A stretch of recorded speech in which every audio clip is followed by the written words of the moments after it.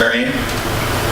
Well, right now, the city and the county supervisors are getting along pretty good and working together on things. So if in the future the consolidation would come about, I think it would probably go smoother than it has in the past, simply because they are working together so much better now than what they had in the past. And I agree with CJ, economically, it's going to have to be done at some point in time. I mean, together you stand, divided you fall. And I just believe that down the road, that's what it's going to have to be. Okay, thank you.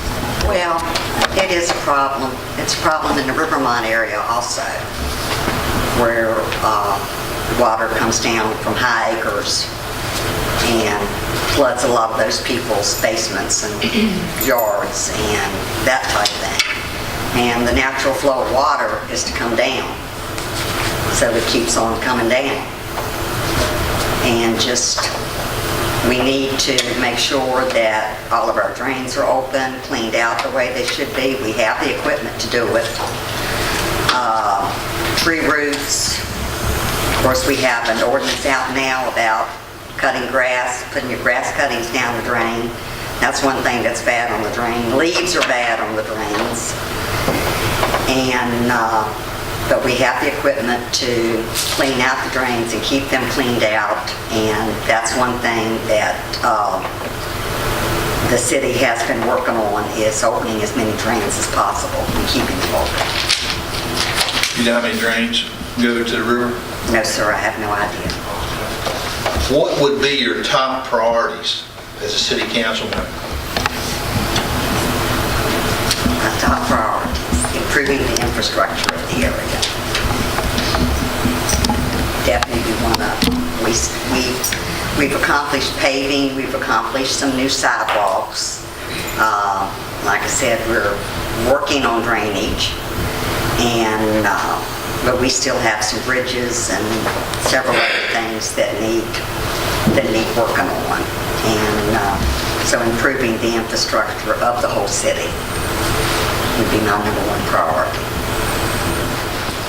Well, as Alan pointed out, I have not had one yet. And frankly, the main reason was I didn't know about being able to continue on city council. I mean, if I'm elected, I really would like to do it. I really would like to get to know the people more.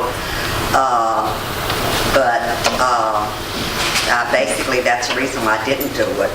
But at city council meetings, not necessarily at the work session, but the regular city council meeting, they're always open to the public to ask any kind of questions that they may have. And I mean, that's certainly a good way to make the transparency disappear, because there's nothing being hidden from the public. I mean, it's all there. I've dealt with one, and it was quite enlightening, I would say that. It amazed me at how well the city operates financially. I mean, I was just totally, blown away by it. I mean, it's just so much that the city finances, and it's the revenue, and just all the different people that come basically with their hands out. Can you help us? Can we get more than what we got last year?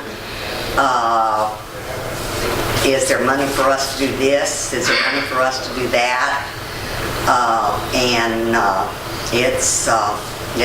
It's quite an endeavor. It took well over a month to get it all worked out, get it completed in time.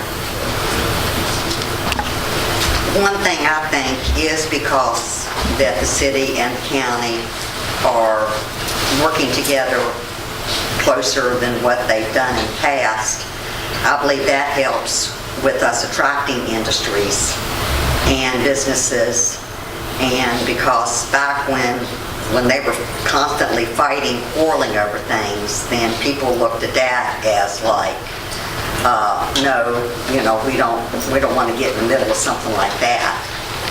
And I think our Economic Development Corporation is doing a wonderful job with recruiting things as much as possible. There's a few things, that are being worked on right now that should help the area in the future.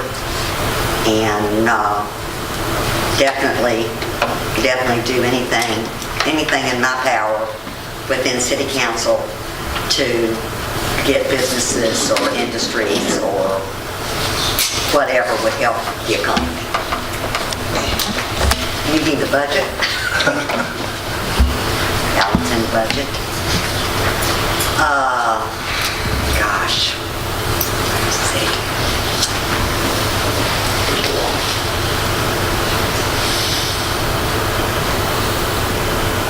There's so much that we're concerned over.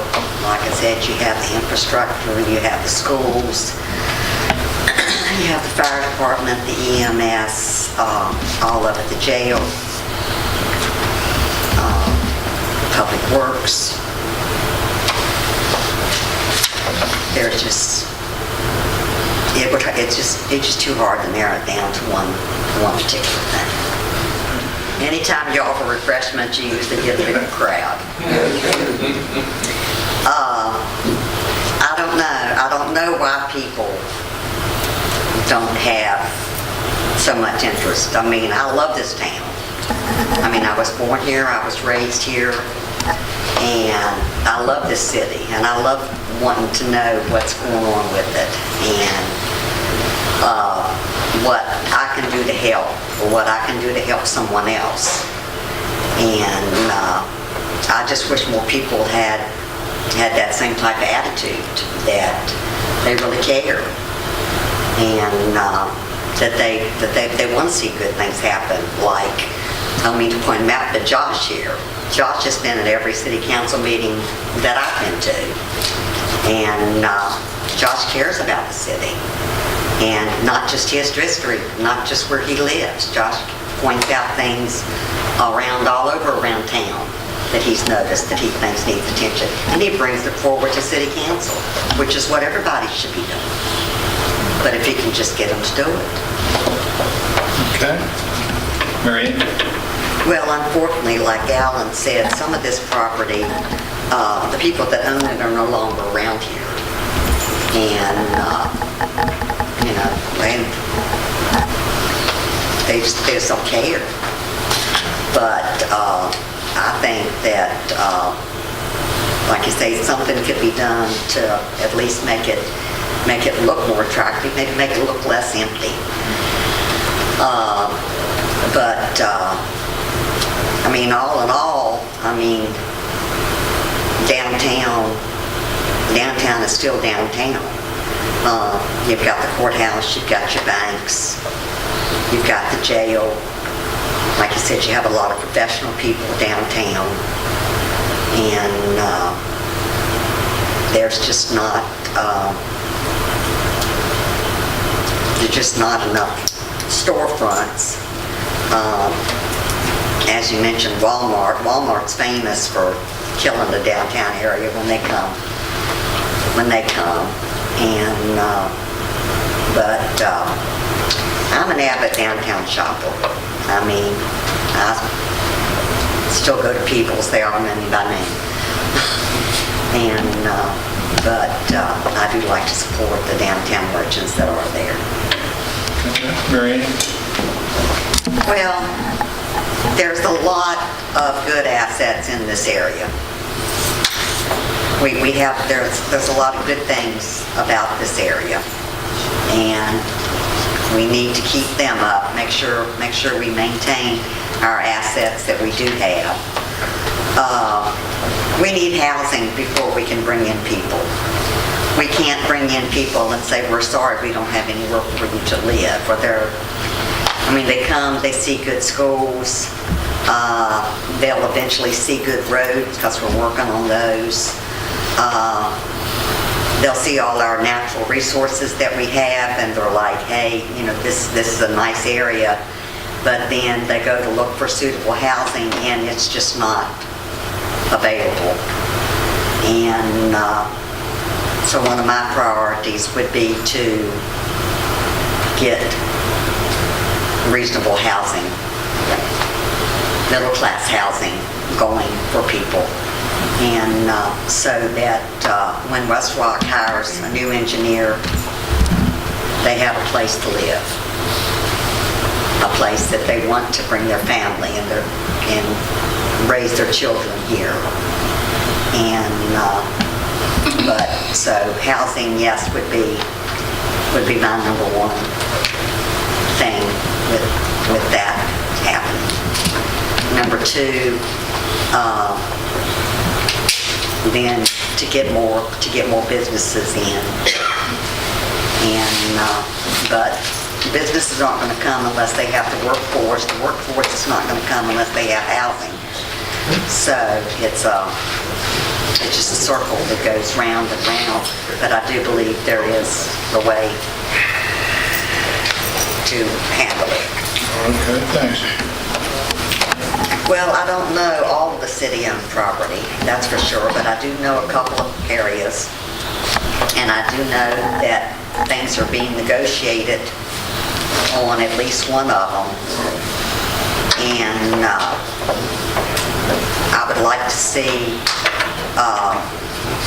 something good come out of it, whether it be housing, whether it be an industry, a business, or whatever, that the city can take the property they own and develop it to the betterment of the area. Marion? Well, I've definitely had complaints about the water, just like everybody else has. I've had people talk about fire hydrants. I've had people talk about their sidewalks. I have one lady who's concerned that she may have bought a house and not have a way to get to it. There's a dispute about the alleyway that she uses to get to her house.